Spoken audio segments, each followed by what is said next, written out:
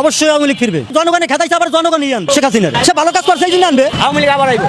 আমরা আওয়ামী লীগের সময় অনেক শান্তিতে ছিলাম, অনেক ভালো ছিলাম, কিন্তু এখন এই ভালোটা নেই। আওয়ামী লীগ গরিবের ভালোবাসছে, এই কারণে গরিব আওয়ামী লীগ চায়। বিদেশি শক্তিগুলোর সাথে আঘাত করে ক্ষমতায় আসতেছে, তার কারণে তারা দেশ বিক্রি করে দেওয়ার মতো চুক্তি করতে পিছপা হইতেছে না।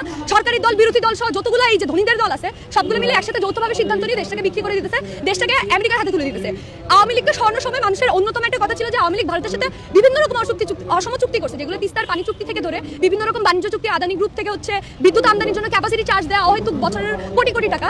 একই রকম ভাবে দেখা যাচ্ছে বর্তমান সরকার শুধু ভারতের দালালি করতেছে না, বর্তমান সরকার আমেরিকার কাছে লিখিতভাবে প্রকাশ্যে এই চুক্তিগুলো সম্পাদনের মধ্যে দিয়ে দেশকে বিক্রি করার মানে পথে আগায় জানি, দেশকে বিক্রি করেই দিচ্ছে, যেটার প্রভাব আমরা ইতোমধ্যেই কিছু পরিমাণে দেখতে পাচ্ছি। আমাদের আমেরিকাদের কাছ থেকে 14টা বিমান কিনতে হবে, যে বিমান আমাদের কোনো প্রয়োজন ছিল না। আমাদের নির্বাচনের 60 ঘন্টা আগে ইউনূস সরকার মার্কিন সাম্রাজ্যবাদের সাথে একটা দালালির চুক্তি করে গিয়েছে, যে চুক্তির মাধ্যমে বাংলাদেশকে তার শুল্ক থেকে বঞ্চিত করা হয়েছে এবং বাংলাদেশের উপর প্রায় 1630টি পণ্যের বোঝা চাপিয়ে দেওয়া হয়েছে। আপনারা জানেন যে আমি একটা বাসার ছাদে থাকতাম চিলেকোঠায়, দীর্ঘদিন প্রায় 2-3 বছর এখানে। তো এনসিপি করে বলে এই জন্য বাসাটা ছেড়ে দেওয়ার নির্দেশ আর কি। একটা বাড়িতে তো অনেকগুলো মালিক থাকে।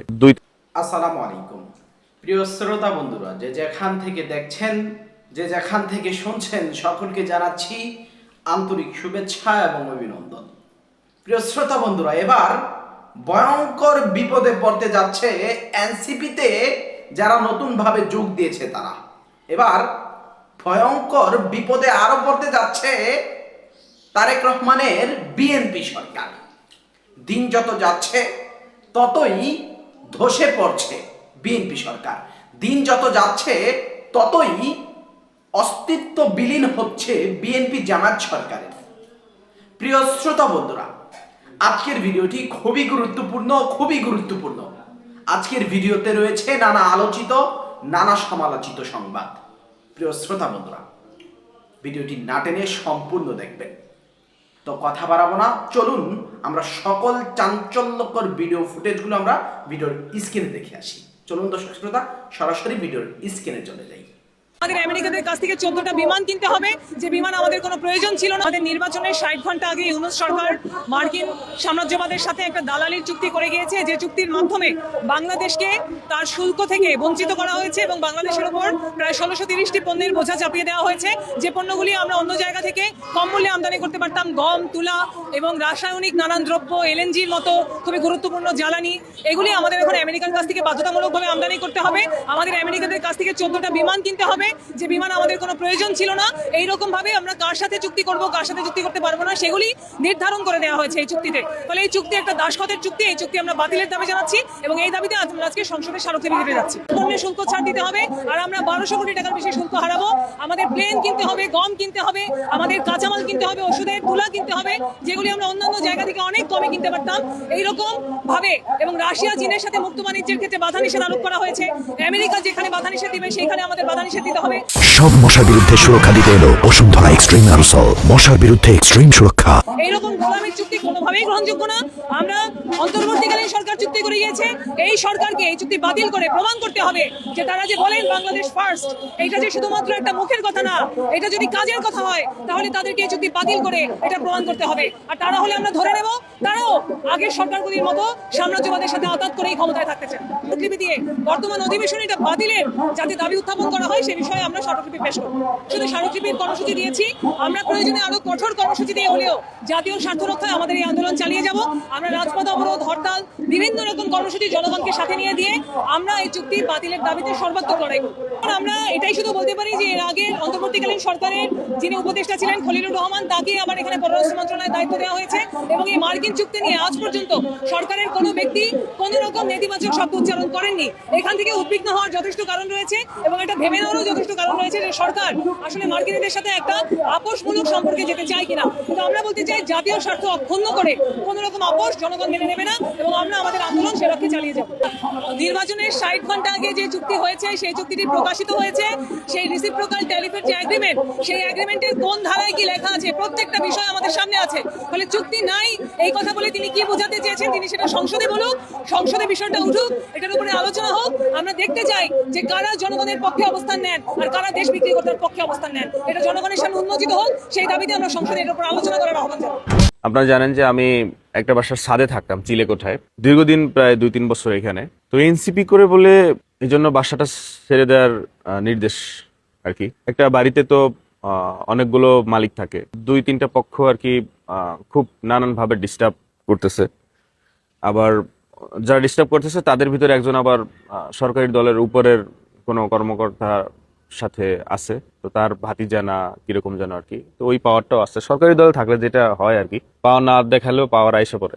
আর ব্যাপার হচ্ছে যে আমি একটা কোম্পানিতে হচ্ছে ব্র্যান্ড অ্যাম্বাসেডর ছিলাম, মানে 300 টাকার স্ট্যাম্পে সাইন করা, 1 বছরের জন্য চুক্তিবদ্ধ ছিলাম। মানে 2 দিনের রাজনীতিতে 2 ত্যাগ, বিষয়টা এরকম। বাসা ছাড়ার নির্দেশের একটা ত্যাগ, আর সেই রাজনীতিতে আসলাম। এই জন্য সেই কোম্পানি থেকে, ব্র্যান্ড থেকেও গতকালকে ফোন দিয়ে বললো যে ভাই আমরা তো এটা কন্টিনিউ করতে পারছি না। লেস অয়েল অ্যাবজর্ব করে আপনার পরিবারকে রাখে হেলদি, ফুড গ্রেড ম্যাটেরিয়ালে তৈরি যমুনা কুকওয়্যার। মানে ব্র্যান্ড থেকে যেই আমি মানে আমার স্যালারিটা পেতাম, ভালো একটা স্যালারি পেতাম, এবং এমনও ব্যাপারটা হয়ে গেছে যে এখন তো ফেসবুক ইনকাম কম, মানে এই মাসে আমি যে ফেসবুক থেকে ইনকাম পেলাম এটার চেয়েও ওই স্যালারিটা আমার বড় ছিল, বেশি ছিল, ভালো একটা স্যালারি ছিল। তো ওটাও ক্লোজ।